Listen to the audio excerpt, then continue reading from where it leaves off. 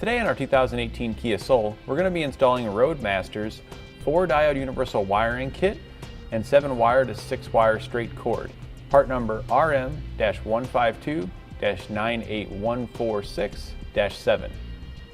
This bulb and socket kit is going to allow us to transfer those lighting signals from our RV back to our vehicle without tapping into the vehicle's wiring in any way whatsoever. We activate the left turn signal in our RV. It operates on both the RV and on our vehicle. And here we have our brake lights, our running lights, left turn, and right turn. We'll begin our installation at the rear of the vehicle by removing both our driver and passenger side taillights. You'll find 4 Phillips head screws located down the inside edge of your tail lamp. Just go ahead and remove those screws.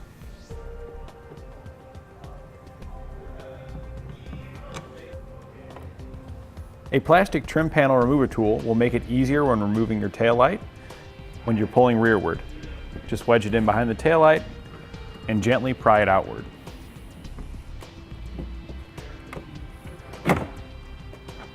Now that we have access to our connector, we'll go ahead and disconnect it by pushing in on the small tab and pulling outward.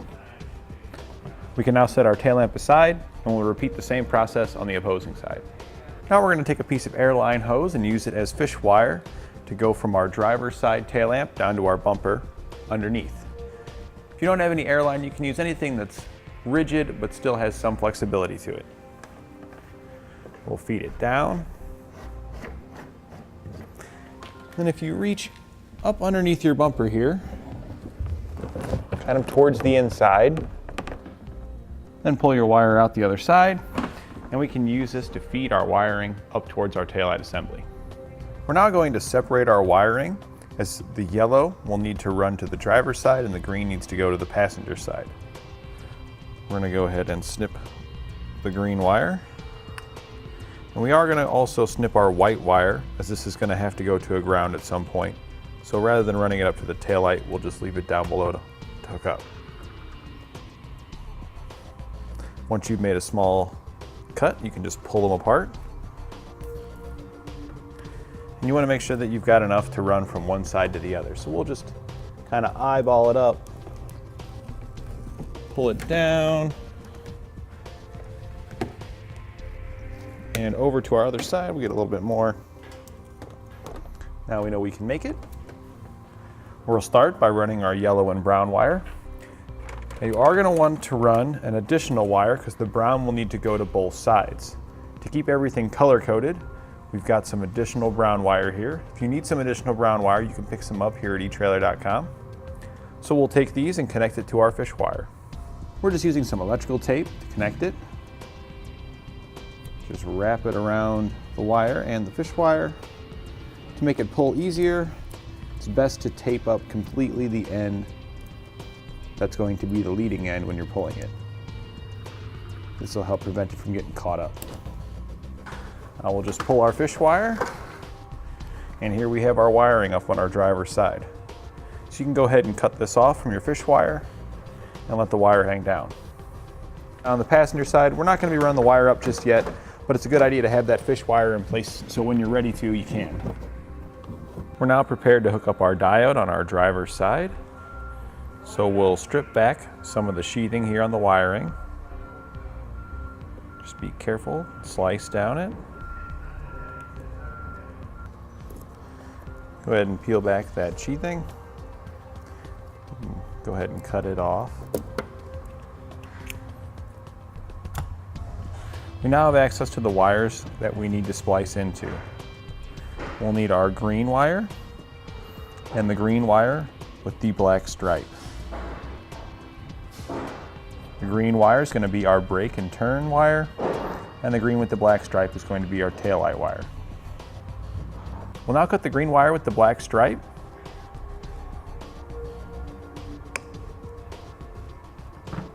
Strip back both ends and connect it to our diode. We'll start with the diode that has 2 blue and 1 yellow. We pulled off the blue and yellow. We're going to connect the blue to the vehicle side of the green wire with the black stripe.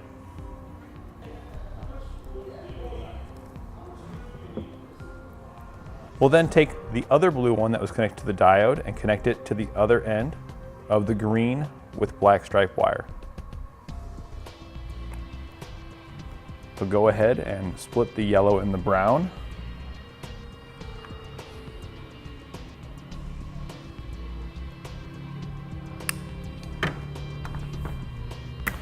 We just need to peel enough back so we can make the appropriate connection, so we don't need to go too far. That'll be plenty fine. We'll strip back both ends of our brown wire. Go ahead and twist both of the brown wires together. And we're going to connect that to our yellow butt connector. The out will go towards the tail lamp assembly. So that's going to be our connector end. We'll plug that into our out. Then you'll have two in wires. One signal will come from the vehicle. The other will be from the wiring harness that we're installing now. So we'll connect our brown wire.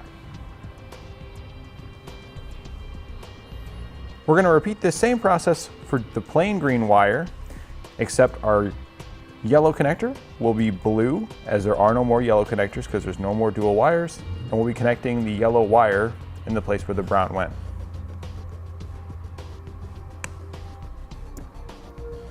You can then take the sticky pads off the back. You can either stick it to the side, or I like to just stick them together. This way you still have as much length as you did before when you started. We can now reinstall the tail lamp assembly on our driver's side. Plug your assembly back in, and your diodes can tuck nice and neat, just right in alongside your connector there. We'll now take the brown wire that we had below and the green wire that we separated and route those over to our passenger side.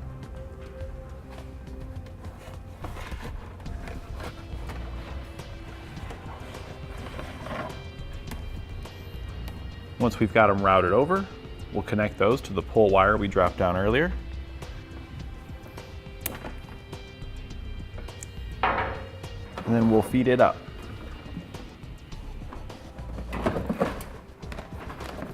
We're back again, but now we're on our passenger side. Strip back some of the harness so we can access the wiring.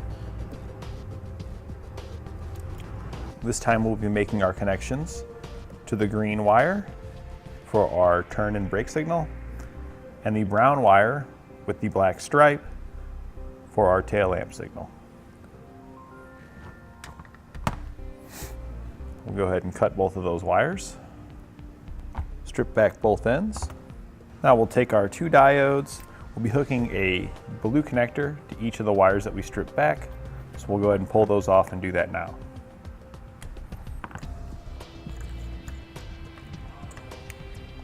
Now strip back the two wires that we fed up and connect a blue butt connector to those. We can now connect those to our diodes. Again, you'll take the connector side, which goes to our tail lamp assembly. That'll go to the out on the diode. And then the other end, so this is the brown wire, the black stripe, will go to one of the in inputs. And the brown wire that we ran up will go to the other in input. Then we'll take our other diode, connect the out to the connector side, connect the other end to one of the insides, and the green wire that we ran up will go to the other end of the inside. We can now reinstall our tail lamp assembly. Then go ahead underneath and just button up the back where you ran your wires across, using some of the zip ties to clean it up and support that wire, keeping it away from any moving or excessively hot objects. We'll now need to ground the white wire that we had stripped back earlier. Go ahead and strip back some of that wire and connect the blue ring terminal provided in the kit. Now this can be connected to any ground stud. However, looking along the back here, there isn't one available. So we can just run it into the sheet metal here using a self-tapping screw.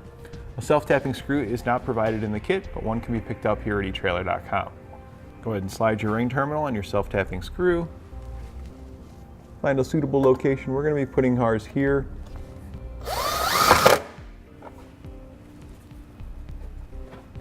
Then you can tie up the excess.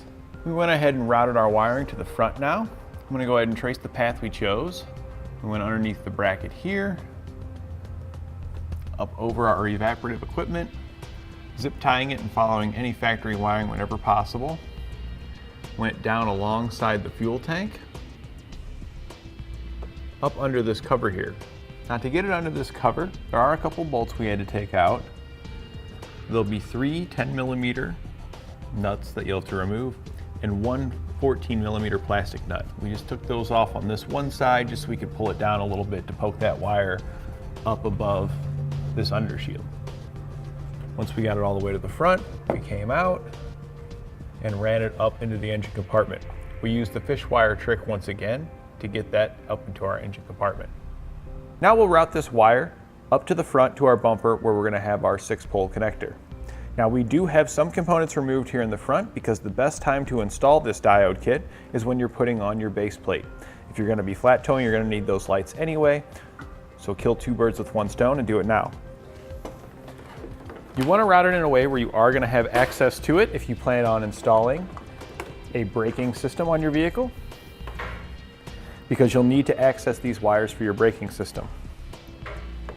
So I like to leave them kind of tucked off here to the side where I know I'm going to be able to get to them later. So we'll route it down along this path. Here's where we have our fascia removed already as we put our base plate on. We'll go ahead and poke it through. And our 6-way connector is going to connect to our base plate here in the front. So we'll go ahead and get that wire routed right to it. And again, we can follow that factory wiring, so this is some good places to zip tie it to.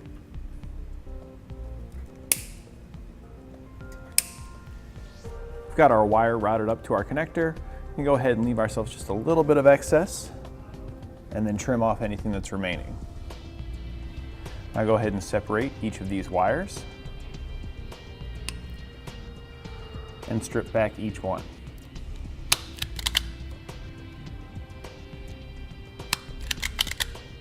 Then slide on your rubber protector.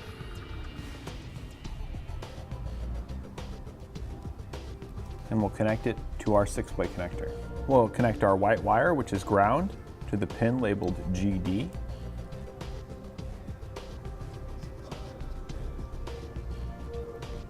Poke in the wire, and then screw it back down. Then we'll connect the tail lamp wire, which is the brown wire, to the one labeled TM. Then connect the yellow wire, which is the left turn signal, to the one labeled LT. And finally connect the green one, which is your right turn signal, to the one labeled RT. And now it is a good idea to use some dielectric grease and fill this all up to prevent any corrosion and stick your end back on. We're not going to be putting our dielectric grease on just yet because we still have to run our wires for our braking system. We can mount it to our base plate. Now it will have to come back off when you put your fascia back on, but we're going to go ahead and mount it for testing purposes. Our base plate here has a location already set for mounting, and the base plate comes with self-tapping screws to mount it up. Use an 8mm socket to run those down. You don't want to run it real tight, just snug, so that way it holds it in place. You'll plug your 7-way end into your RV or tester box, and you'll plug your 6-way end into your vehicle. Operate your lights in all of its positions to make sure they're working properly. Here we have our tail lights, our left turn, our right turn, and our brake lights. And now with everything working properly, go back over your work and button it up. Use the zip ties provided in the kit to make it all clean. In order to complete our flat toe setup, we used Roadmaster's EZ5 base plate, Roadmaster's Falcon all-terrain non-binding tow bars, Roadmaster's universal diode wiring kit, SMI's stay and play duo supplemental braking system, and lastly we use Roadmaster's safety cables. And that completes our installation of Roadmaster's 4-diode universal wiring kit and 7-wire to 6-wire straight cord on our 2018 Kia Soul.